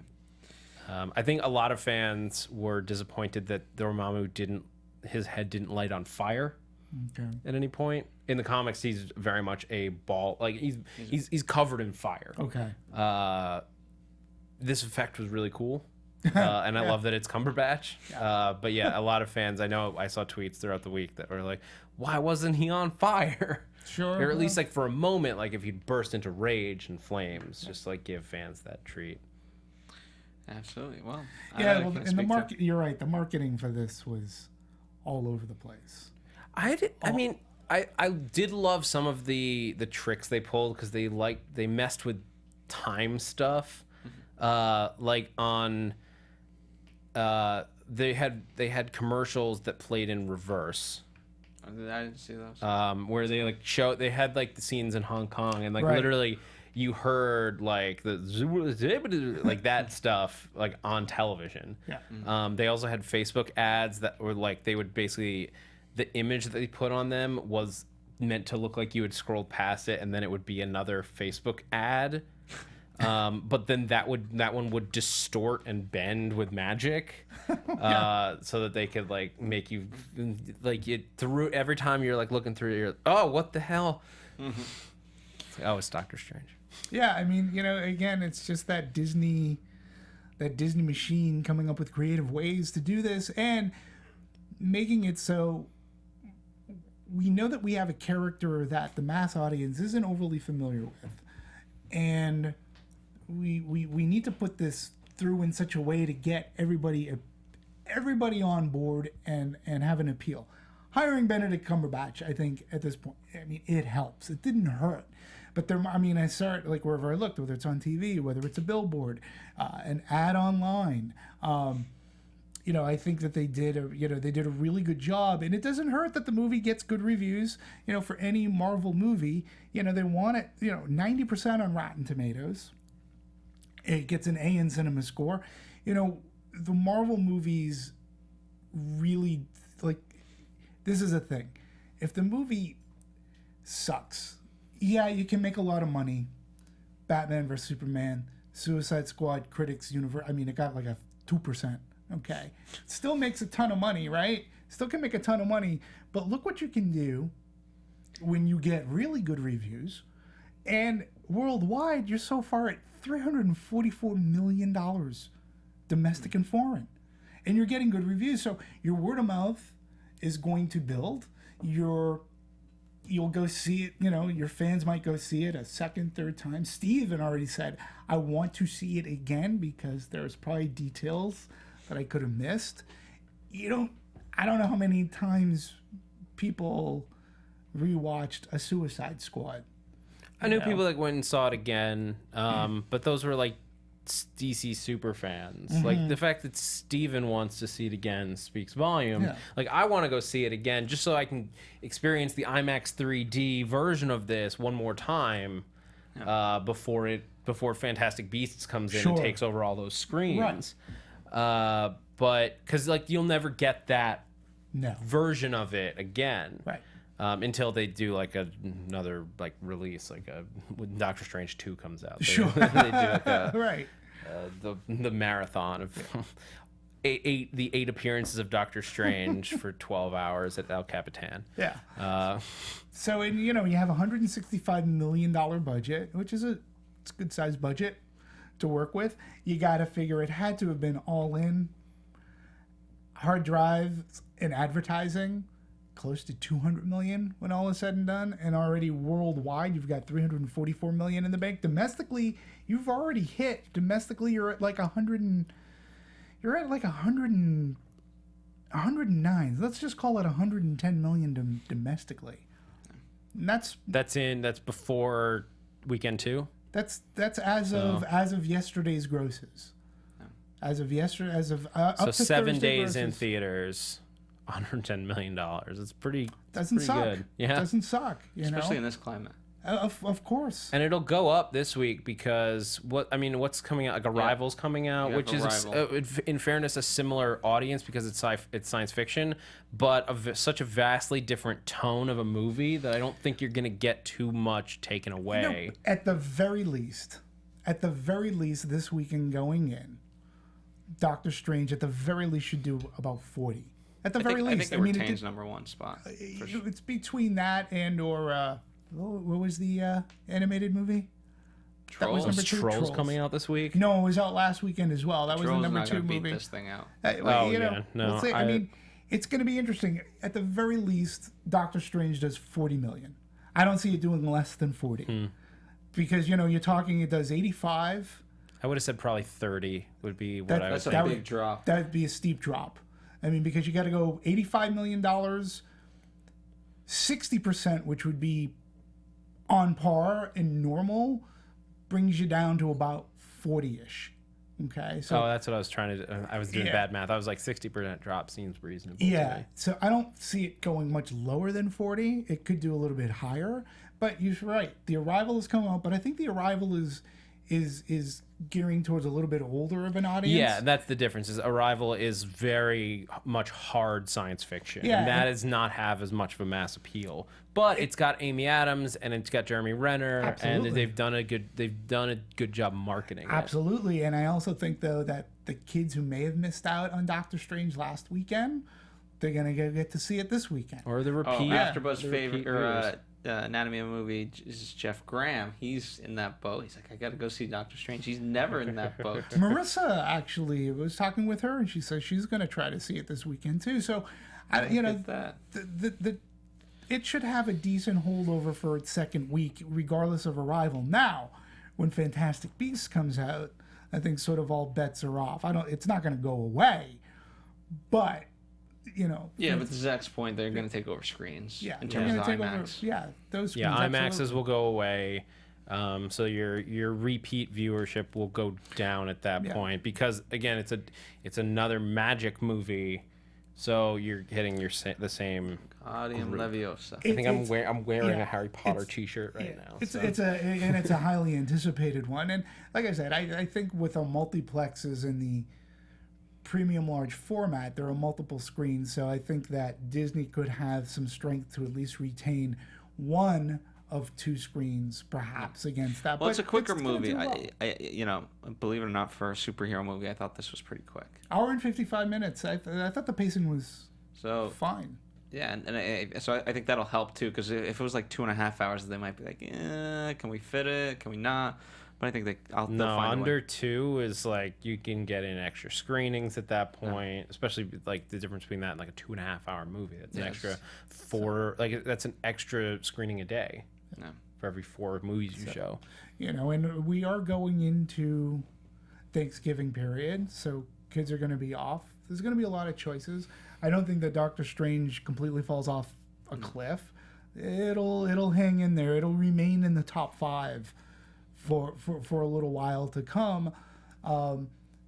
And again, I think that's because really good word of mouth is pushing it. They're really good reviews. When you get really good reviews, it's sort of kind of people go, oh, it's a 90%. Wow, 90% is pretty What's high. it at international right now? Like 330. 240. Oh, all in All full Global. worldwide. 350 million. 350. So like I stand by what my original projection for this movie was 750 final numbers. And I think 7 to 750 is pretty much where it's going to wind up. I think because of the competition over the next 2 months, it's going to see a fall off because like you got Fantastic Beasts, which is a Harry Potter movie. It's going to that's going to just roll over everything in its path until It's a tsunami. Star Wars comes out and rolls over everything in its path. Yeah. Well, there you go. And we've kind of already talked about it, but any other kind of projections you have for sequels? Whether specifically the Avengers, obviously we've talked about the Infinity Stones. We've talked about They've already confirmed Benedict Cumberbatch and Wong. Benedict. What's his? Is it Benedict Wong? His actual name. The actor's name. It was something extra confusing. Benedict Wong as Wong. Yeah. They're both confirmed for Infinity War, which is the first of the 2 Avengers sequels. I would put my money on Doctor Strange being in the second one as well. No one knows any details about what that's going to be, but if it's the new Avengers plotline or secret invasion, like so a couple people have theorized, it's very likely that Doctor Strange will be part of that story as well. I think we do get a sequel. I think he's earned it. Benedict Cumberbatch is a big enough name that he'll command the numbers that'll come back. It's made enough in a week that it's reasonable to give it a sequel. And the storylines that they set up with Baron Mordo is so much stronger than the storyline that they had in this movie that I think there's a hunger to see it as well. I think you don't set so much time for setup for them not to think that there'll be an individual movie. Unless the movie, again, if it just tanked, okay? But you don't spend so much time and detail into educating your audience and making it good for them not to have a singular movie. It's already hinted that it'll be in Ragnarok. We know he's going to be in the Avengers movie. It only makes sense with the amount of money that it's made that he's going to get his own individual movie. My guess is they probably signed Cumberbatch to be at least 4 movies. Yeah, they probably signed him to a 4. I would expect 5 singular. picture deal. For him to show up as Doctor Strange. So there Good you for go. him. Yeah. Well, I've been staring at this damn cake for too long, and I fucking want it. Me too. All right, I think that about does it for us. Thank you guys for joining us. As always, we really appreciate it. Even though we took a magical journey of our own, we switched around things, but hopefully you guys enjoyed it. Let us know your guys' thoughts. I'm sure there's things that we didn't hit. Again, for that, I encourage you guys to listen to Marvel Movie News. And if for some reason we didn't cover it on both, just write comments to both and we'll figure it out and we'll answer them. You know, this is a whole universe and with different dimensions. Maybe we answered it just in a different dimension. You could be listening to the wrong podcast. In another reality, we covered the stuff that you wanted to talk about. So right. just jump over to that one. Yeah, That's right. Sling ring it. The apple's half eaten. All right. Demetri, where can people follow you? At DMovies 1701. You guys can find me on Twitter and Instagram at @ZachWilson, ThatzachWilson, and also on Popcorn Talk on Tuesdays as the voice of Doom on Marvel Movie News, and Sundays, which is a new time for Sci-Fi Weekly, which is a show that I host. This Sunday at 4 p.m. we're going to be talking about the sci-fi fans' review of Arrival, as well as the news from the week of science fiction. There you go. Speaking of Rival, that's on our agenda. We've talked a lot of Fantastic Beasts, so we'll be doing that. Rogue One, we'll definitely be covering that. Also, we haven't necessarily covered every single MCU movie out there, but we've done quite a few. Captain America, the most recent one besides this one. So definitely check those out if you're a fan. Lots in the archives for you guys to check out. So you don't have to watch every single one of our episodes, just the movies that you guys do watch. Sure. And as always, the biggest favor you can do for any one of us is not only listen, but tell a friend that we're out there. That's and honestly, as cheesy that may sound, it's amazing. So we'll see you guys next time on another Anatomy of Movie. From producers Maria Menounos, Kevin Undergaro, Phil Svitek, and the rest of the Anatomy of a Movie staff, we would like to thank you for listening and subscribing to the show. If you have any questions or comments, feel free to email or tweet us. I'm Sir Richard Wentworth, and this has been Anatomy of a Movie.